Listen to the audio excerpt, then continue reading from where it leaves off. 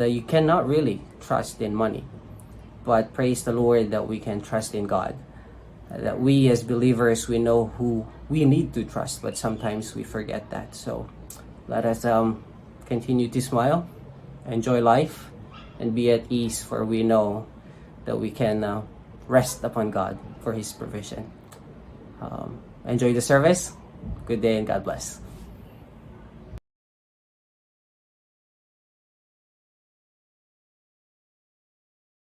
Thank you so much, Preacher Glenn. Preacher Glenn is our preacher in charge of the Hosanna Bible Baptist Church of Waipahu, Hawaii. Marami po tayo dyan mga viewers and listeners sa Hawaii.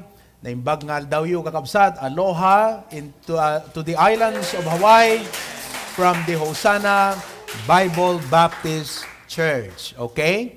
And right now, we are going to sing another song. Awitin po natin as we stand together, I Know Who Holds Tomorrow.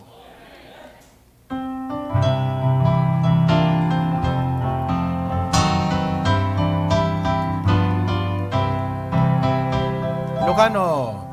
Diyaga mo ti masakbayan at biyagat ladinangan. Diyak mo amanan aglilibdan masakmayan diya kagdanan ang pupunan ni Jesus makipagnatuketwanan ang bunat masakbayan banbanat ti masakbayan diya kidang mawatan amok mo, sinot makamo, keteng len natim iman. Amen. Second.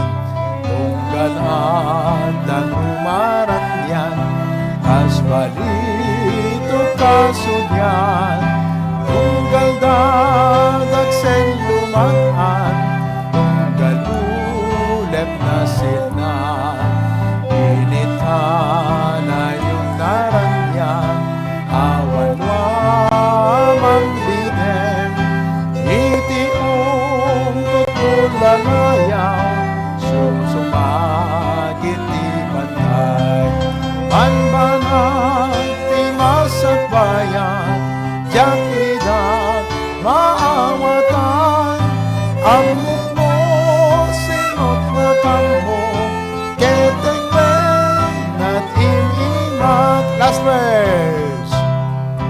Diyak amo di masakbayan, mabaling kong ang lawan, empty man pagkantinilin, ipagtakder kanya, ketunggal dan naakuan, mabaling apoy kelayus, kaan at tumulong, kendaran at target. Koron!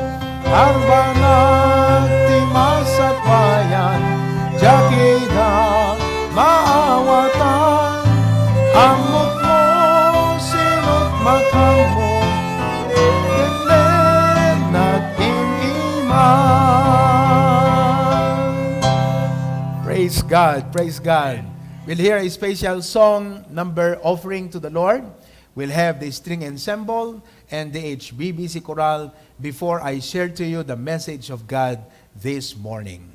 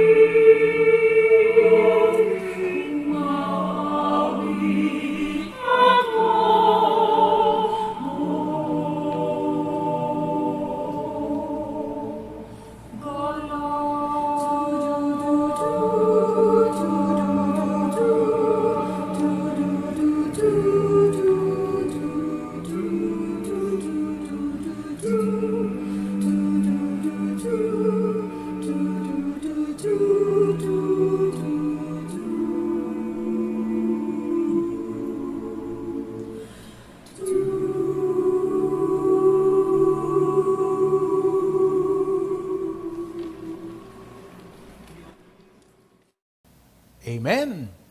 Praise God for that wonderful song. Napakaganda, ano po. Salamat sa Panginoon at sadyang hindi po han nga binagi ni Satanas iti nalaingag kanta ken nagtukar nga para iti yapo. So we praise God for that wonderful song offering. Today is Mother's Appreciation Day. And we are going to appreciate all the mothers. Tayo po ay ipapakita natin ang ating pagpapahalaga at pagkilala sa lahat ng ating mga nanay. We need to appreciate our mothers every day. But today, we are especially dedicating this day to appreciate mothers and even those who are fostering children. Well, we are not all mothers. Hindi po lahat tayo ay nanay, but we all have mothers or had a mother. Let me say that again. We are not all mothers, but we all have mothers or we had a mother. So today, I would like to greet first of all my wife, a happy Mother's Day. My Mama, happy Mother's Day. Mommy Josie in Isabela, happy Mother's Day. And we'd like to greet all the mothers in the house. Sa bahay po, no? Nandyan kayo sa inyong mga tahanan, sa inyong mga bahay. Palakpakan natin ang ating mga nanay. Let's give a hand to all our mothers out there. And of course, lahat ng mga nanay dito po sa HBBC Ministries. Salamat po sa inyong dedication, devotion, your love, and prayer. Napakalaki ang inyong contribution sa gawain ng Panginoon. So praise God for our mothers. You know, mothers are not perfect. Wala pong perpektong nanay. But this does not give us a reason to not honor the position just because the person is not perfect. Let me say that again. This does not give us a reason to not honor the position just because the person is imperfect. So today, we would like to honor all our mothers and we'd like to greet you Happy Mother's Day. Manalangin po tayo. Dakilang Diyos, salamat po sa araw na ito. Thank you that you have given us another day. Salamat Lord dahil itinawid mo kami ng another week upang maabot namin ang araw na ito and we are opening another week. Thank you for your grace. And I pray that you would bless my preaching today and you would touch every mother watching right now and all families, Lord. Kung may mga problema, pangangailangan, at may mga suliranin sa loob ng mga tahanan, I pray, Lord, na iparating po ninyo ang inyong kamay, ang inyong pagpapala at biyaya sa bawat isa ngayong umaga. Salamat, Panginoon. In Christ's name we pray. Amen. Mothers are on the front lines when it comes to teaching our kids and raising them up in the way they should go. Sila po ay maibibilang na nasa front line dahil sa kanilang pagtuturo at pagpapalaki ng mga anak. It is very challenging for a mom to display a godly example of what love is. Hindi po madali yun. Naipakita niya ang isang ehemplo ng pag-ibig to teach her children about God. Marami pong tanong ang mga bata. Minsan ay makulit. But it is very challenging for a mom to teach her children about God and what it means to be Christ-like. This morning, meron pong tatlo na nais kong ibahagi sa inyo, mga kapatid, na ina-appreciate natin sa lahat ng mga nanay. And as we look today and appreciate the devotion and love of a mother, we will also consider how God used this as a mirror and reflection of His heart for us. Sa Bible, you will see that God gives also not only a fatherly relationship to us, but also a motherly care to us. In God, fatherhood and motherhood merge together. Kaya titignan po natin, as we appreciate mothers at one hand, we will also take into consideration yung pong mga verses sa Bible na ipinakita ng Diyos ang kanyang motherly heart para sa ating kanyang mga anak. 3 things I would like to share with you that we will truly appreciate and isinggle out natin ang bagay na ito because these are the nature and these are the things that mothers do. First of all, we appreciate today mother's comfort. Mother's comfort. Ang aliw ni inay. Amen? Ang aliw ni inay. I am very sure that all of you children out there today would truly testify that many times in our lives, our mothers have provided comfort to us. In the same way, makita natin sa Bible in Isaiah chapter 66 verse 13. Isaiah chapter 66 verse 13, the Bible says, "As one whom his mother comforteth, so will I," sabi ng Panginoon, "comfort you, and ye shall be comforted in Jerusalem." Nakita niyo po yung paghahalin tulad. God said, as a mother comforted you, children or the children, so will I comfort you. God is saying, tignan mo kung papaano ng isang nanay ay kanyang aliwin ang kanyang anak. Lalo, yung mga nanay na may mga babies dyan, na umiiyak paggabi, paggutom, ang nanay ay meron siyang natural instinct kung papaano niya pakalmahin, papaano niya aliwin ang kanyang anak. In the same way that when we are disturbed, when we are distracted, when we are in trouble, God says, look at the comfort of a mother. That's the comfort that I will provide for you.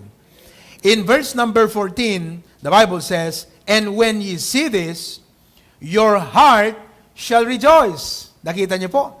Kaya kita niyo, pag ang nanay, pag halimbawa, kinarga ng iba, iiyak. Pag kinarga ng nanay, titigil na yung bata. Di ba? Kayang-kaya ng nanay, aliwin, pasayahin yung kanyang anak. God said, "And when ye see this," pag nakita mo to, "your heart shall rejoice, and your bones shall flourish like an herb, and the hands of the Lord shall be known toward his servants, and his indignation toward his enemies." Now, may tatlong bagay po na naibibigay ng comfort o aliw ni inay sa kanyang anak. 3 things that the mother's comfort provide for his children. Number 1, it provides sympathy. Alam nyo, ang nanay, madamdamin. Yes. Wives and mothers and women are emotional beings. And God made them that way. Why? Because God uses them to sympathize with their children. Simpatsya. Yung bang may ganyak ng kalooban. No po? Na mararamdaman niya yung mararamdaman natin. You know? And many times, the mother is very tender to our needs. O, kayong mga anak. Pag meron kayong kailangan, sino ang unang nilalapitan nyo? Generally, ha? Generally. Okay? Sino ang unang pupunta nyo pag may problema kayo? Pag gusto nyong maunawaan kayo, you would go to your mom. Because the mother is tender to our needs, to our hurts. Di ba? Ramdam niya. Umiiyak yung bata. Di ba? Ang nanay, bakit anak ko? Ang tatay, kalmado lang. Di ba? Wala yan. Kayang-kaya niya yan. Pagtangtang ko na. Pagdakdak ko na. Detang ubing. Pero ang nanay talaga naman, anak, saan ang masakit dyan? You see, the mother is tender to our needs, to our hurts, and to our pain. And sometimes, you know, kung minsan, dahil sa tenderness na ito, children take advantage of the soft-heartedness of their mom. Di ba? Iyak-iyak lang konti para makuha yung kanyang gusto. That is not right. But what we are talking about today is the mother's comfort provides sympathy. In the same way, God told us in Hebrews chapter number 4, sabi niya, that God offers to us the same motherly sympathy. Sabi niya, for we do not have a high priest which cannot be touched with the feeling of our infirmity. In other words, Jesus Christ ang ating Panginoon. Our high priest can be touched with the feeling of our infirmities. The Lord is very tender. The Lord is very sympathetic. The Lord understands your need, your hurt, and your pain in life. Nararamdaman po yan ng Panginoon. And that in itself is a great comfort. When we know that God understands us, it provides sympathy. Second, it provides support. Ano pong ibig sabihin yan? Na pag may problema tayo, ang nanay ang una, kung hindi isa siya sa mga nauuna, na susuporta sa atin. Na tayo ay kanyang dadamayan, di po ba? Sipin mo pag ikaw ay may sakit, dadamayan ka ng nanay. Magpupuyat yan. Dadamay siya. She provides support. Tutulungan ka niyan. Magbibigay siya ng tinatawag na kalinga. Hindi ba ganon ang ating Diyos? Now, the point that you need to understand is God is saying, look at how a mother provides comfort to her children. That's what I am to you. God says, I provide sympathy. And God says, I provide support. Kung anong kailangan mo, dadamayan kita, tutulungan kita. That is what God said. I will never leave thee, nor forsake thee. And then, the mother's comfort provides strength. Nagbibigay din po siya ng tibay, ng lakas, ng loob. So there you have it. Look at the mother's comfort. Provides sympathy, support, and strength. And God says, you look at that. That's what I will provide for you. Sympathy, support, and strength. In Hebrews 13:5, sabi ng Diyos, I will never leave thee. Hindi kita iiwan. At hindi kita pababayaan. I want you to take into your heart this truth today. This is true to my life. In times of trouble, in times of problem and pain, I remember God in Hebrews 13:5. This is the truth. Listen to this. No problem in life will ever cause God to forsake us. No problem in life will ever cause God to forsake us. Can we all say that together? Go. No problem in life will ever cause God to forsake us. Di ba ganyan ang nanay? Mga nanay, di po ba? Oo. Pagka may nagbully sa anak ninyo, kayo ang susukod, di ba? Oo, kung hindi si tatay, talaga si nanay. Talaga naman, you could see the protective heart of a mother. So, God says, look at the comfort of a mother. Ganyan ang comfort ko sa inyo. There is no problem in life that will ever cause me to forsake you. Kapatid, yan ang i-claim mo ngayong umaga sa Panginoon. Secondly, that we appreciate with our mothers, not only mothers provide comfort, but secondly, mothers give or provide care.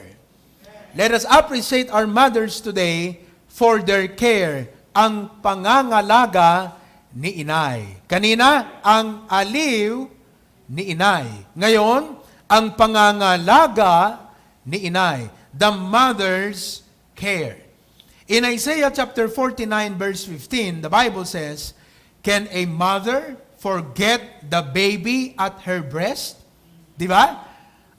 Ang nanay, makakalimutan ba niya yung kanyang baby na nagagata sa kanya and have no compassion on the child she has born? Pag umiyak ang bata, di ba? Lalo kung baby yan, yung nanay, alam niya kaagad, naku, gutom yung anak ko. Di ba? At kahit ang nanay pagod na, puyat, at mahina na, gagawin pa rin niya ang lahat para lang pangalagaan, at pagatasin o pakainin yung kanyang anak. Pero ito, ang sabi ng Diyos, though she may forget. Di ba? Makalimot man. Sabi niya, kung ang nanay ay makalimot man, God said, I will not forget you. Yung una, sabi ng Diyos, I will not forsake you. Pangalawa, sabi ng Panginoon, I will not forget you. Mga kapatid. Now, nakakalimot ba ang nanay? Nakakalimot din ba ang tatay? Yes, because they are imperfect. Naalala niyo po mga kapatid, ang ating Panginoong Jesucristo, ano po, nung siya ay nandun sila sa Jerusalem, at umuwi na sila, pabalik na sa bahay.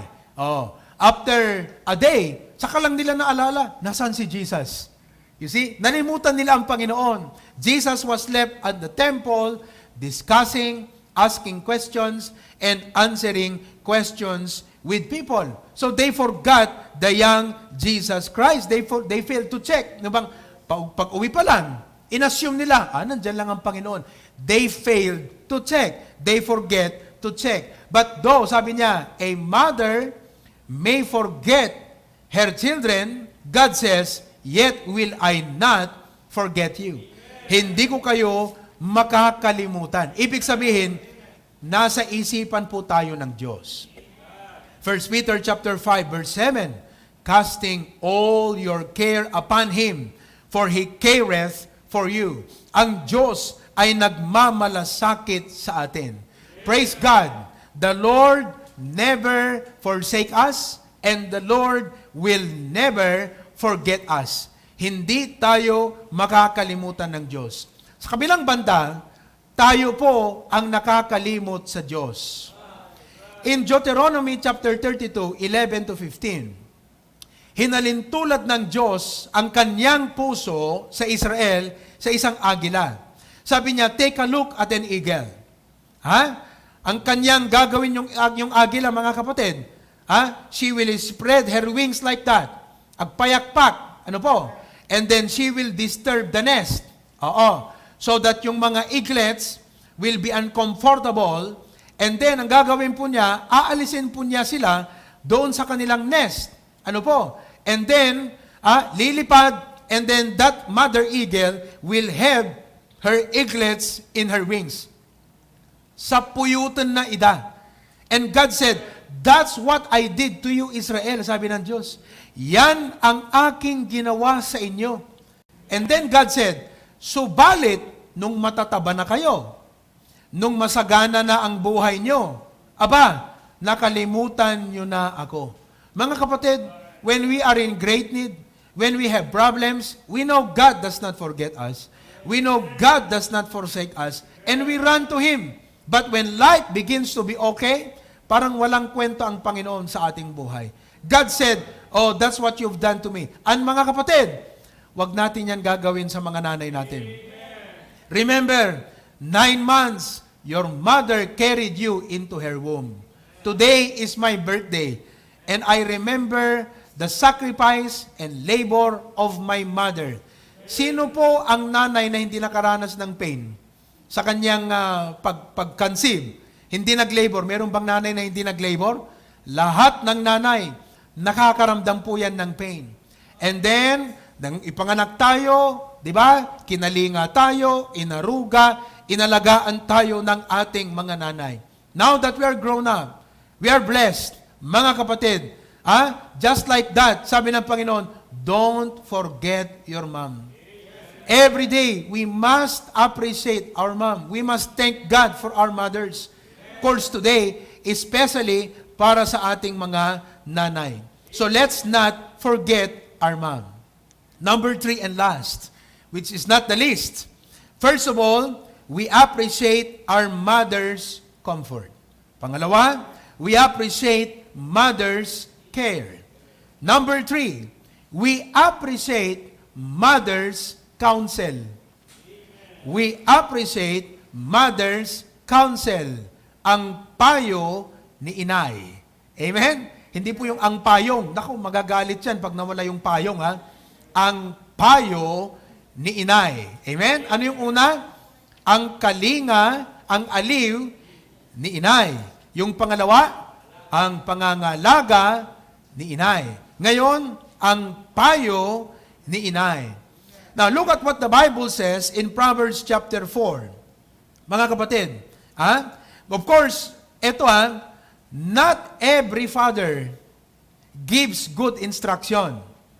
hindi lahat ng tatay ay nakakapagbigay ng mabubuting payo.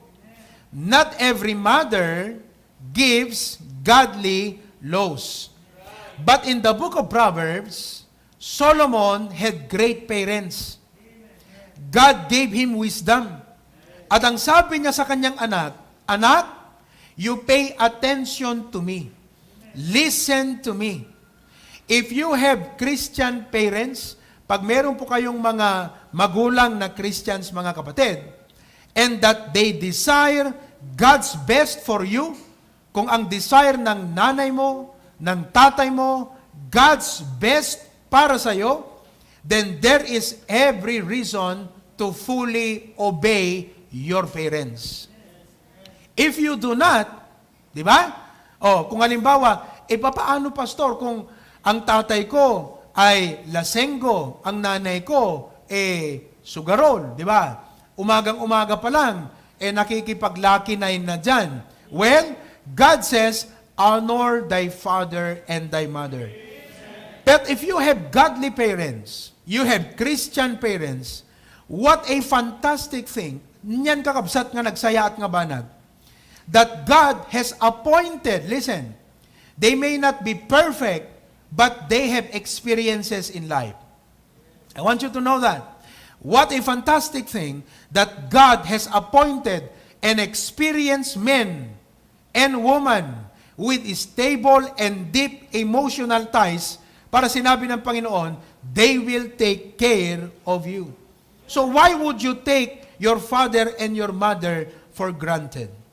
A father's instruction, ang payo ng isang tatay at batas ng nanay, the father's instruction and a mother's law can bring prosperity into your life.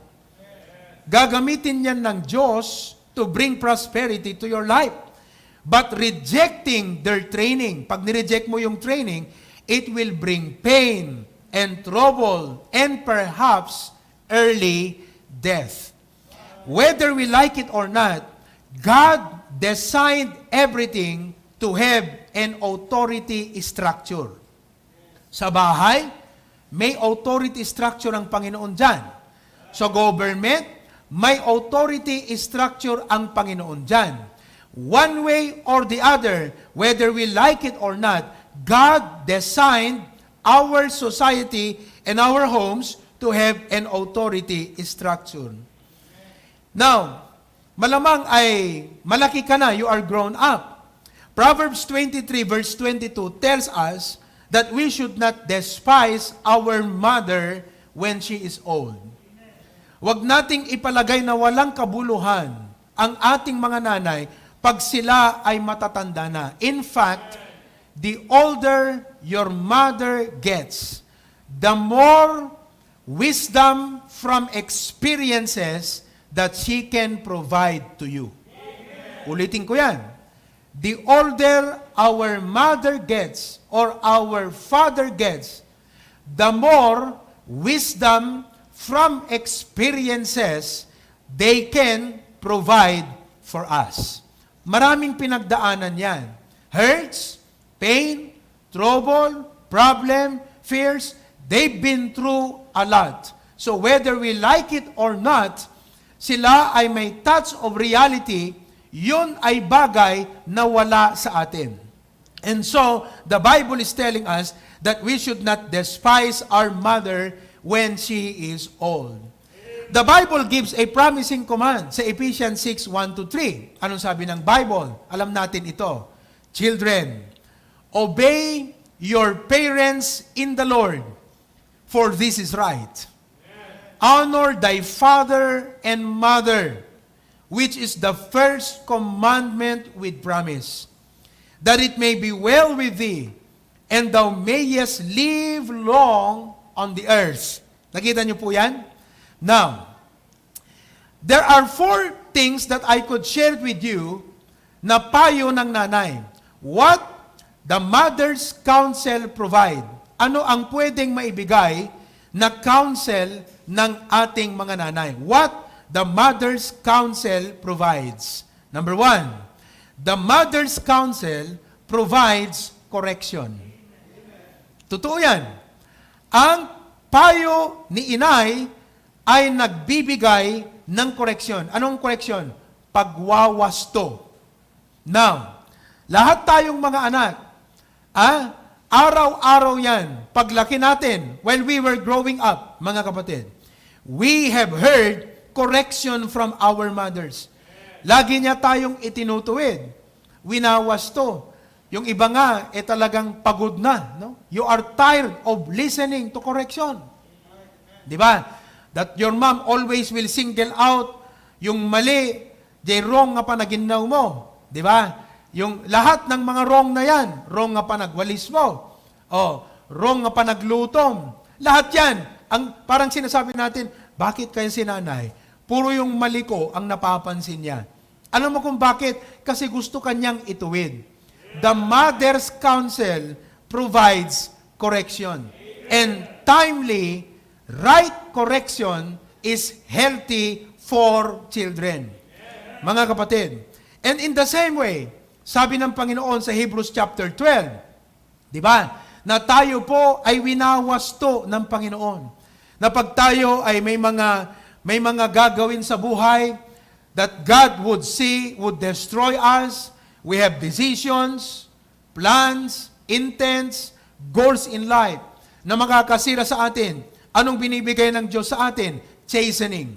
Why? Because God loves us.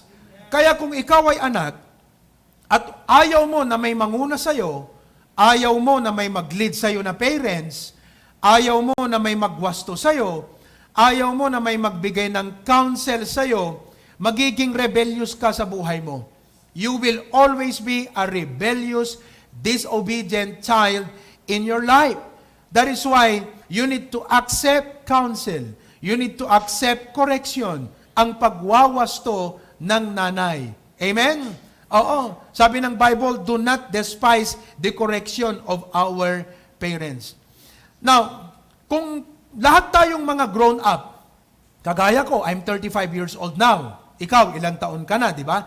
Lahat tayong grown up. Sino sa inyo ang lumaki na istrikto ang magulang?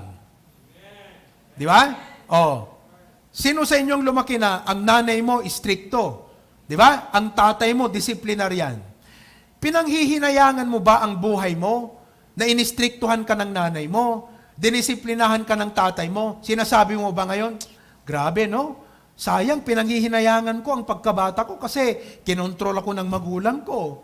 Di ba? Binigyan nila ako ng curfew. Di ba? My father led me. My mother led me. Di ba? Pinanghihinayangan mo ba yan? No. Lahat tayo na grown up. Personally, mga kapatid, nako, I've been through a lot of corrections growing up. And I really praise God that my father is a very strong father and my mom is a disciplinarian, stricta. Well, I am not perfect. They are not perfect. Pero napakalaki po ang impluensya nila in the decisions that I am making in my life in as far as my relationship with God is concerned. Di ba? Lalong-lalo kung halimbawa kayo, ang dami nyong mga anak. Di ba? Nung araw kasi, uso pa yung maraming anak. Sila papa, 7 silang magkakapatid. Di ba? Sila Tito Dino, 12 silang magkakapatid. Ang dami niyong magkakapatid. Ano, Tito Dino? And, you know, your father was very strong. Kaya, we praise God sa mga tatay at nanay na very strong sa kanilang mga anak. Ngayon kasi, umiiba yung ihip ng hangin eh. Di ba? Siguro dahil sa mga depression, sa mga psychological problems and hurts and pain, nakakaroon na ng sentiment, ng hugot ang mga anak na parang ayaw na silang pangunahan ng mga magulang. Pero mga kapatid, the Bible has never changed. You know, growing up, napadasak mo't kakabsat, iti naglamlam ma, iti bagik, iti adong a belt. Di ba? Oo, there was one time, hindi ko makalimutan to Sabado yan. Kasi ang batas ni Mama, ang batas sa loob ng bahay, pwede kaming makipaglaro sa labas, pero number 1, magpaalam. Number 2, pag tinawag na ang pangalan namin, wag naming antaying ulitin niya ng 3rd time. Sapagkat pag 3 times tinawag ang pangalan namin, siguradong pagdating sa bahay, may palo yan. In other words, my mom wanted a quick response.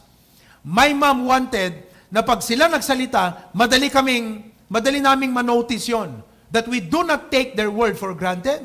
That we do not take their instruction for granted. That is the idea, yun po yung sense ng training na yon. So one Saturday, nagpaalam din akong lumabas, kaso po naglaro kami dyan sa may ilog. Di ba itong church natin, may ilog dyan, Kapanagan. O dyan kami naglaro. Eh di siyempre, ayan na, it's time for mom to call her kids. Provy, Glenn, siguro nakalimang ulit na siya. Talagang hindi kami lumalabas, hindi niya kami nakikita. Siyempre, nandun kami, hindi namin marinig. So, ako naman, it came into my sense na, naku, tagal na namin naglalaro so umuwi kami. Umuwi ako. Pagdating ko sa bahay, ayun na, nag-aabang yung belt. Talagang, my mom disciplined me. My mom made me realize that I should not take her word for granted, that I should not take her instruction for granted.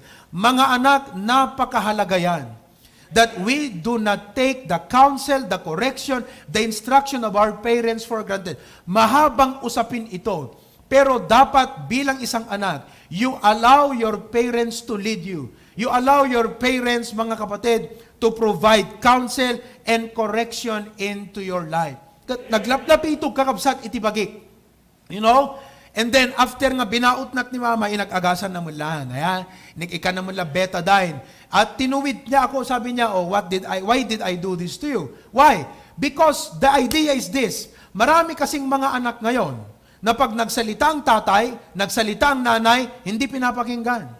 Hindi pinapansin. Bakit? Because the authority has not been exerted. Bakit? Ang influence kasi ngayon, don't let your papa lead you. Don't let your mama lead you. Don't listen to their correction. Hindi ka nila naintindihan. Lahat po yan ang kumakalat ngayon, mga kapatid. Kaya kawawa ang bata na hindi marunong makinig sa mga magulang. Timadi ti patigmaan, mapan ken karigatan. That's a very famous Ilocano word, di ba? Sabihin natin lahat. Timadi, tipatigmaan, mapan, ken karigatan. Alam niyo ang isang blessing ng lockdown ngayon so that we as families could have time together and so that parents can provide counsel to their children. So what does the mother's counsel provide? It provides correction. Pagwawas to. Mga anak, you better think today. You better pray. Sabi mo, Panginoon, this is what you said. There are many things in life I do not understand, but I trust you, and I trust your word, and I will obey what you said in the Bible. Pangalawa, mga kapatid, that our mother provide, hindi lang nanay, kundi tatay din. Siyempre, both, no? But since you are talking about mothers today, mother's counsel provides coaching. Mother's counsel provides coaching. Anong ibig sabihin ng coach? Ang basketball team, may coach. Kahit skilled ang naglalaro, malaki ang bagay, mga kapatid, the key is always the coach. Alam niya kung papaano isaayos yung kanyang team. Coaching is mentoring, pagtuturo. Lahat ng nanay would teach their children yung mga gawaing bahay. Tama po ba? Fathers will coach their boys, mothers will coach their daughters. Amen? I praise God. Mga kapatid, dahil bata pa ako noon I think I was grade 1. Idi, kinder. I think I was grade 1. Nala daw basit. But I was grade 1. Ni mama, sinursuruan na kam nga, gisaangan, kakabsat. Amen? Kahit lalaki ka, matuto ka pa rin magluto. Di ba? Ang blessing ngayong lockdown, di kayo nakakalabas, may curfew. Di ba? Bawal lumabas ang 20 below. Diyan ka na matutong magsaing.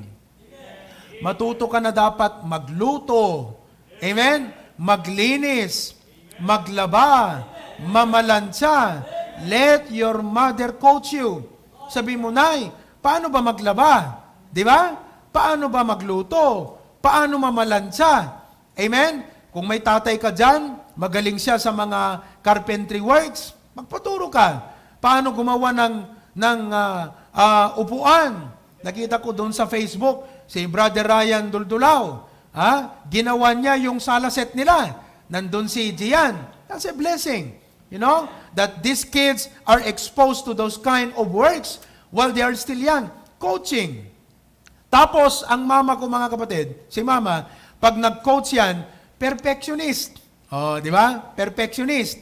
No, pag ginawon na kami idi, kinontes kam kini Glenn, kitakman, tileng yung aginaw. Kat no, malpas ti pa na ginaw kakabsat, ang uton na di pinggan, ikas jay na di pinggan. Di ba? No, nalangsi ko na nakat, doblin yung nga inawan, kung nanano kwa. Panagwalis, very perfectionist. Di ba? Lahat, all aspects. And those are good training. That is good coaching. Kaya kung anak ka, ang prinsipyo mo, sabi mo, ay, awan nanang, awan tatang ang mangidaldalan. I will figure out my own life. Hindi pwede yan. God designed that you grow up with parents who have emotional stability and experience to coach you para tulungan ka, gabayan ka sa paglaki mo. Amen? I praise God for my wife. Perfectionist din ang aking misis. Pagdating sa bahay, mga kapatid, di ba? Pag naglinis yan, pag nag-ayos yan, ang isang bagay na talagang na-appreciate ko sa aking misis, mga kapatid, everything should be in proper order. Ayan. Everything should be in proper order. Oo. Ang damit, pag tinanggal mo yan, sabi niya, proper place. Lagay sa proper place. Bag, proper place. Bakit? The principle is this.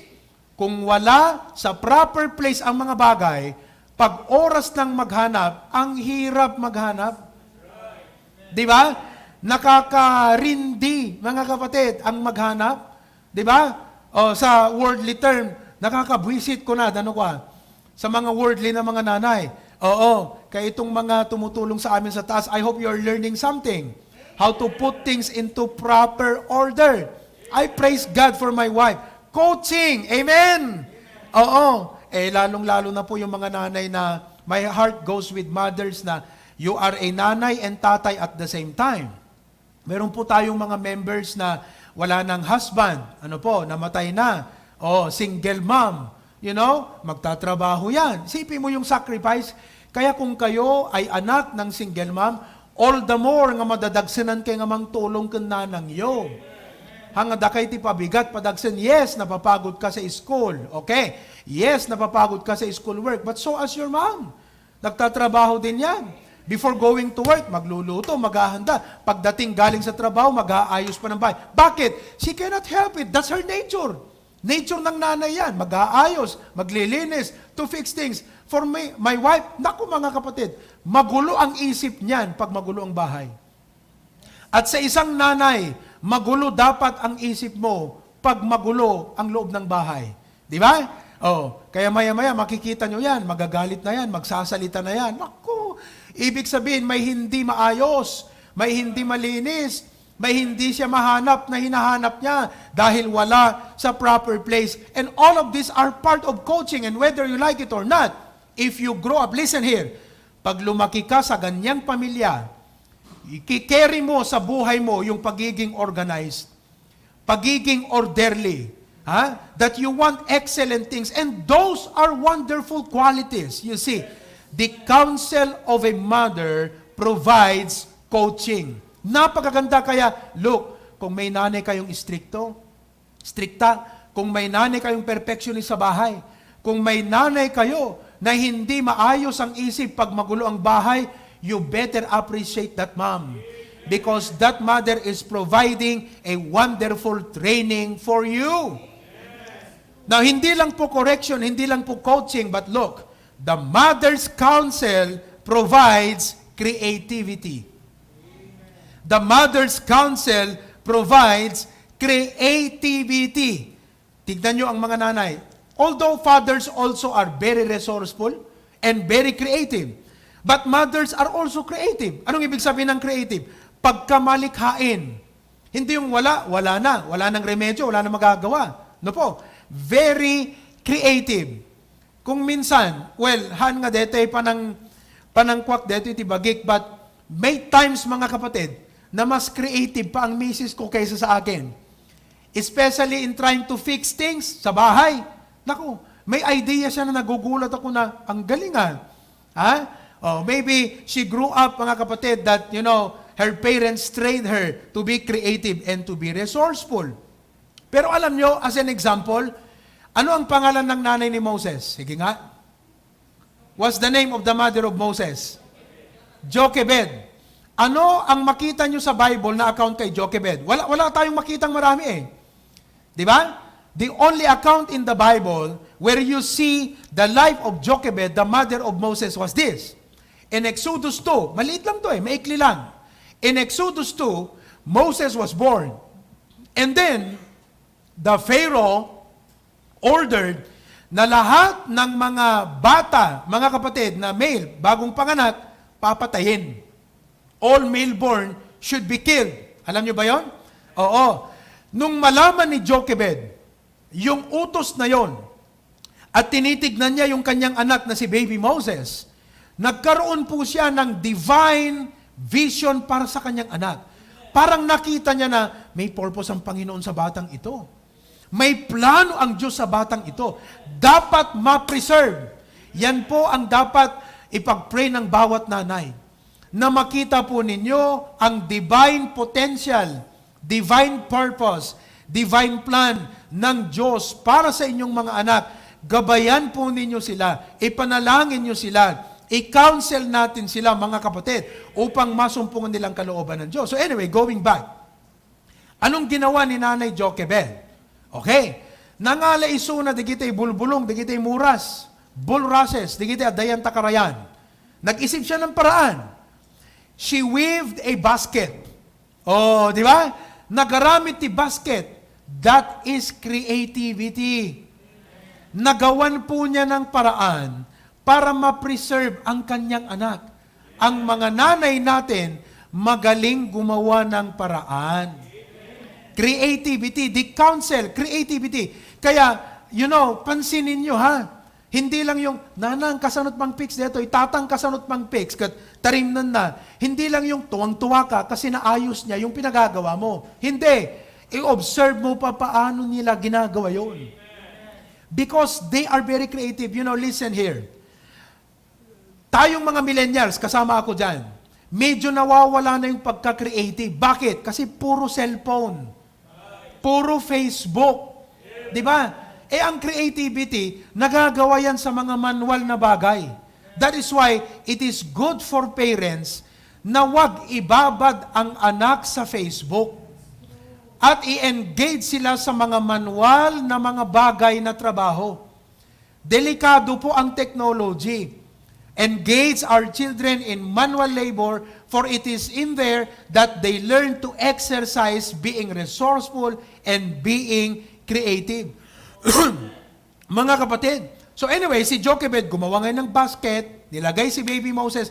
In fact, mga kapatid, kung ang question doon kung papaano niya ginawan ito ng takip para hindi makapasok ang tubig.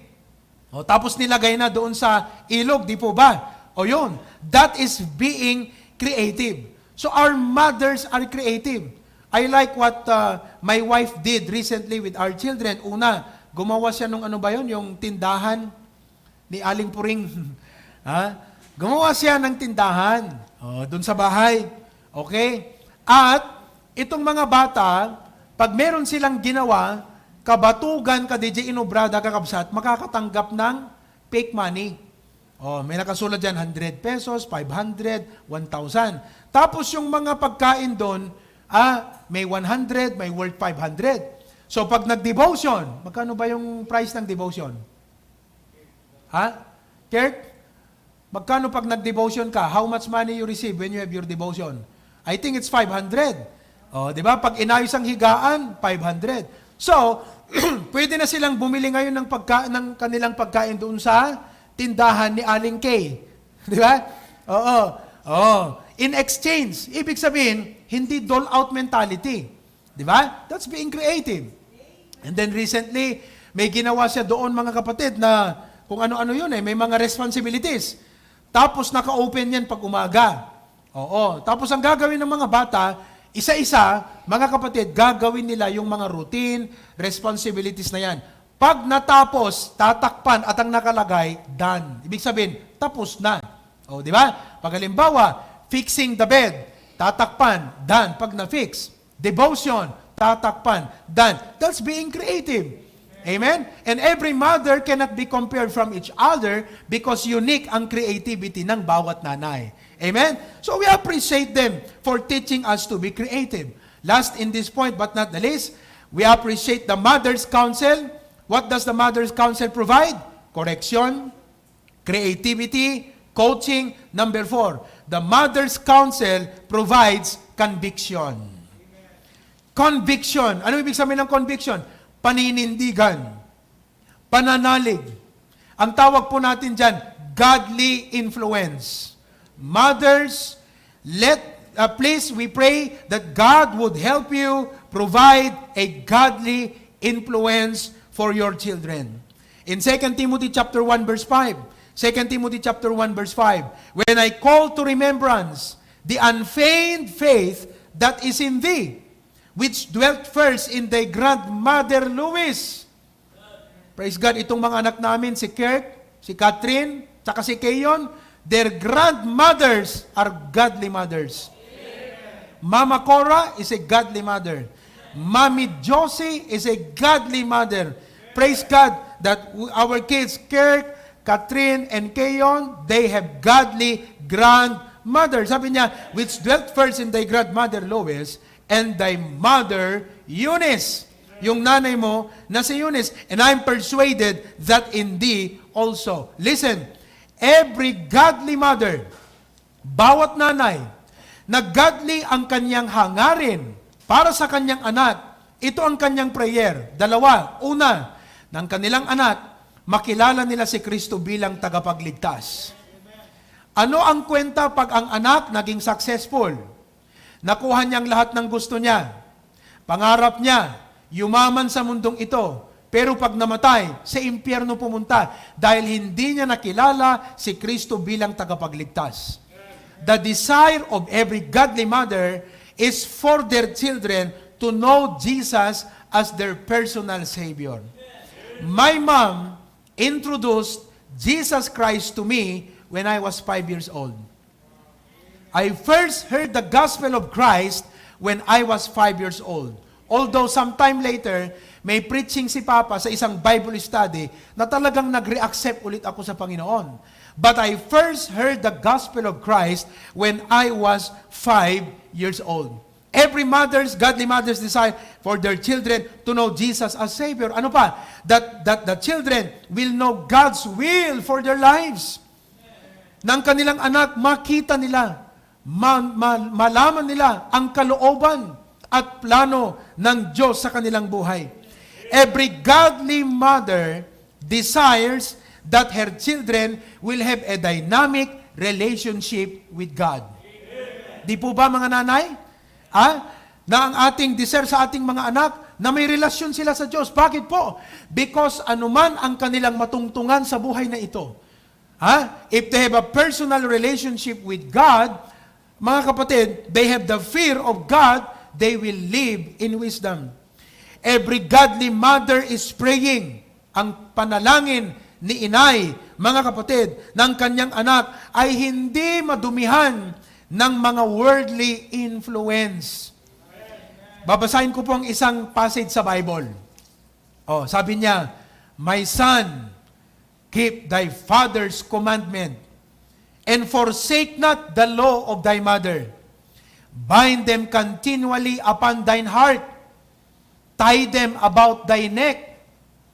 When thou goest, it shall lead thee. When thou sleepest, it shall keep thee. When thou awakest, it shall talk with thee. What does that tell us? Mga magulang, wag nating i-take for granted ang mga early childhood years ng ating mga anak. Sapagkat ang lahat ng ating hinuhubog sa kanila, paglaki nila, hindi mawawala sa kanila yon. For the commandment is a lamp. Nakita nyo? Ano daw magsisilbing ilaw? Yung mga batas natin. The law is light. Reproofs, ang mga pagwawasto at pagtutuwid of instruction are the way of life. Anong gagawin nun? To keep thee from evil woman, from the flattery of the tongue of a strange woman. Lust not after her beauty in thine heart, neither let her take thee with her eyelids. For by means of a whorish woman, a man is brought to a piece of bread, and the adulteress will hunt for the precious life. Can a man take fire in his bosom, and his clothes not be burned? Sa klute man tabeggang no hanga mapuuran, deta badom? Can one go upon hot coals, and his feet be not burned? Payatam man deta beggang no hanga masaktan tasakam?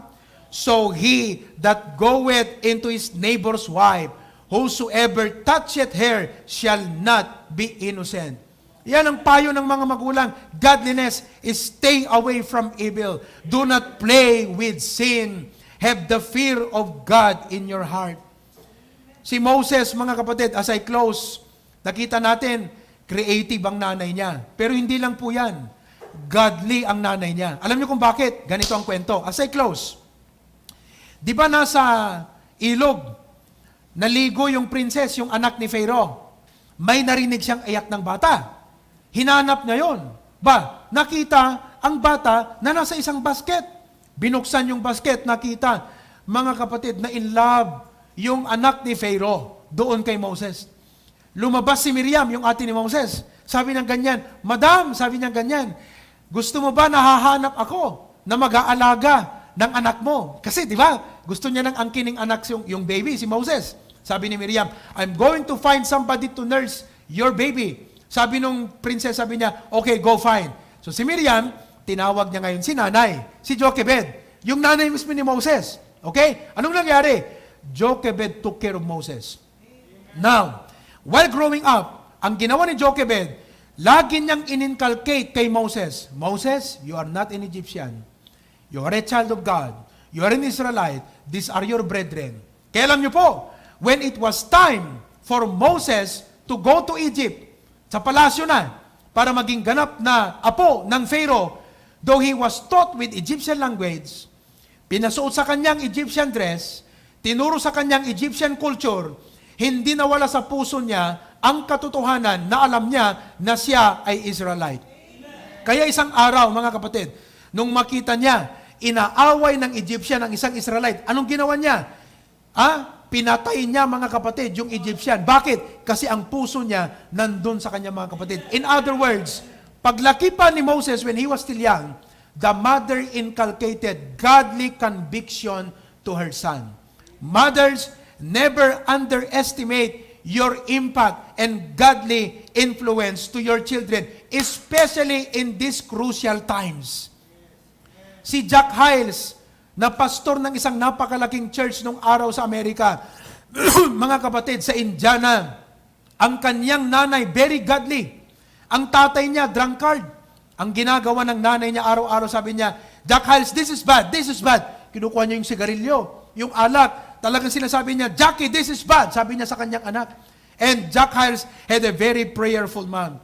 Mga kapatid, another example, si Susana, meron siyang 17 na mga anak. Mga kapatid, araw-araw dinodevotion niya itong mga anak na ito. At hindi niya akalain na isa ay si John Wesley, the founder of Methodism. Charles Wesley, the founder of Methodist, mga kapatid, nung araw, libo-libo ang mga Methodist. Hindi niya akalain na yung ginagawa niyang ganon, the Lord will raise a great preacher in the family. Mothers, listen, do not underestimate. Yes, maraming gawain, maraming mga problema, but listen, every mother, I encourage you to establish a godly influence to your children. The Bible says, my son, as I close, hear the instruction of thy father, forsake not the law of thy mother, for they shall be an ornament of grace unto thy head, and chains about thy neck. Why don't you pray this right now? Sa lahat ng mga tatay, ito ang ating panalangin. If you're a father today, kung ikaw ay tatay, taas mo nga ng kamay mo. You're a father, raise your hand. Ayan. This should be your prayer right now. Sabi mo, Lord, help me to provide instruction that my children need to succeed in life and grow in favor with God and men. Panginoon, tulungan mo ako upang ako'y makapagbigay ng tagubilin at payo sa aking mga anak na kakailanganin nila para maging matagumpay sila sa buhay at they will grow in favor with God and men. Fathers, accept this duty. The Lord told us, fathers, bring your children in the admonition of the Lord. Tanggapin natin ang duty na ito na binigay ng Panginoon. Sa lahat ng mga nanay, ito po ang panalangin. Lord, you might pray today, help me to lay down the law for my children to save them from the horrible troubles of this perverse generation. Ipanalangin mo, Lord, ikanak ti wisdom para maibigay ko sa aking mga anak ang mga batas at payo na magliligtas sila sa kanila from these horrible troubles of life that will help them go through the horrible troubles of life and that will help them face this perverse generation. Because itong generation natin, salungat, masama, suwail, mandaraya, nandyan po lahat.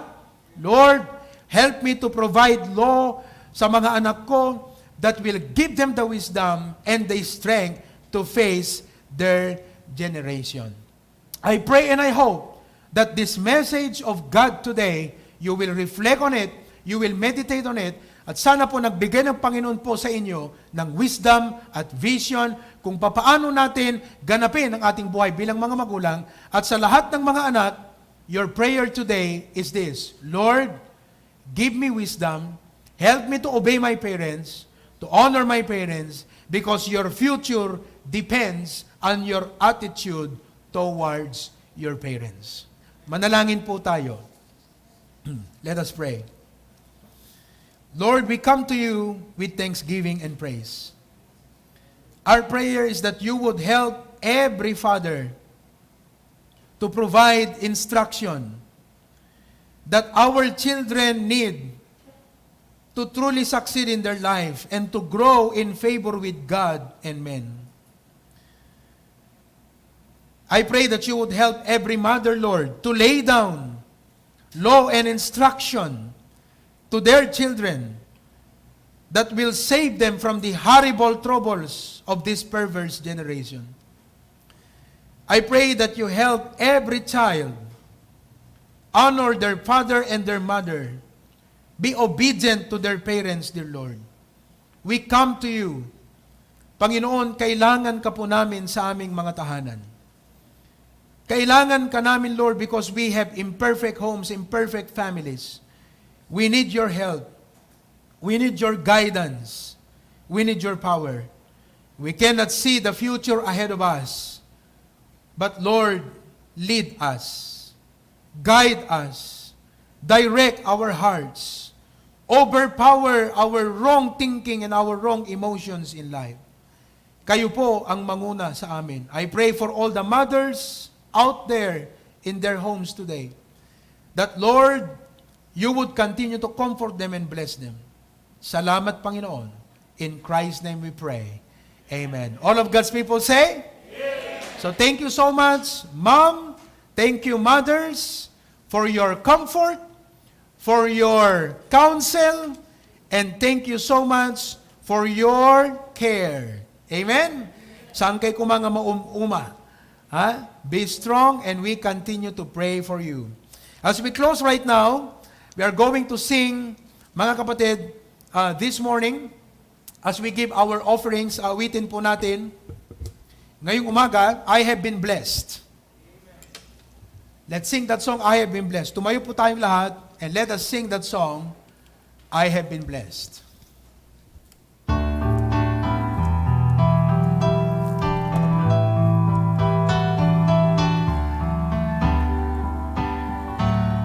When He moves among us, all that He does, all of His mercy and all of His love, the pen of the writer would write every day, even His words would never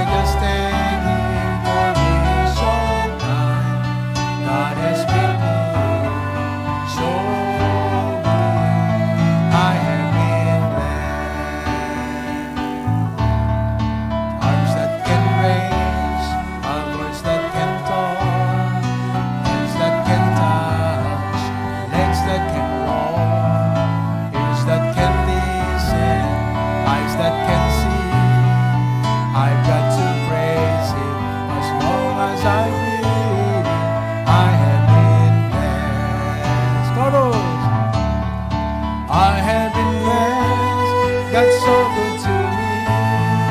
Precious are His thoughts on you and me. No way I could count them. There's not enough time. So I just thank Him for being so kind. God has been good, so good. I have been blessed. Right now, I just want you to thank your mom. In your own home, just want you to thank your mom right now. Greet them, Happy Mother's Day. Thank you for your care. Amen. Thank you for your counsel. Thank you for your correction.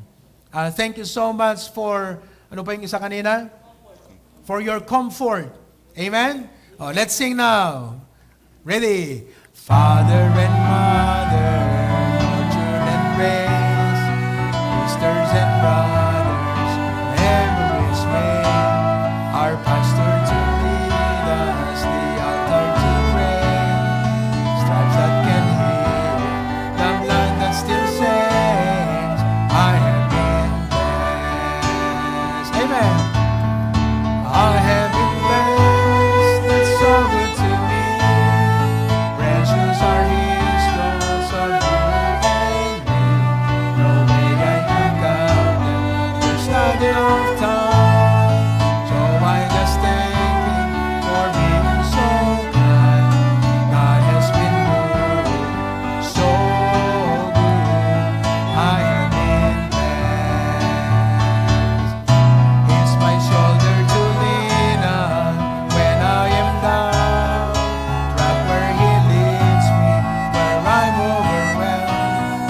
It's the place where He hides me under His wings. It's not just a song, it's the reason I sing. I have been blessed. I have been blessed. That's so good to me. Precious are His thoughts on you and me. No way I could count them. There's not enough time. So I just thank Him for being so kind. God has been good, so good. I have been blessed. God has been good, so good. I have been blessed. Happy Mother's Day sa lahat ng mga nanay. Palakpakan natin. Thank you so much. Thank you so much. Manalangin tayo. Thank you, Lord, for this morning.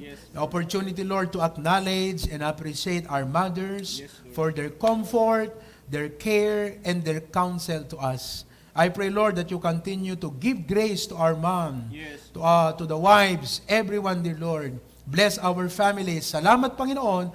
Purihin ang inyong pangalan. In Jesus' name we pray. Amen. God bless you. See you this afternoon at 5 o'clock p.m. Madaydayaw tiyapo kakabsat. Amen.